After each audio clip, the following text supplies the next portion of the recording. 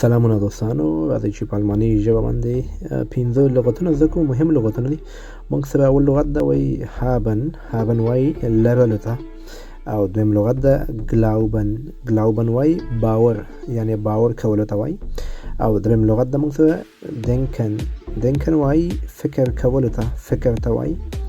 او څلورم لغت ده کاخن وایي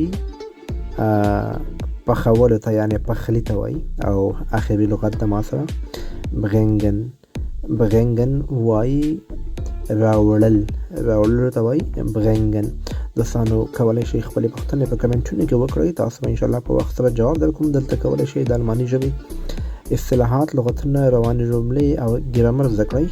کولی شئ اکاونټ ته ورشئ، ډېر څه ویډیوګانې پکې شته ده، او کمنټونه او لایکونه وکړئ ځکه په اکاونټ کې مشکل پیدا شوی ده. نو مننه ستاسو راغله.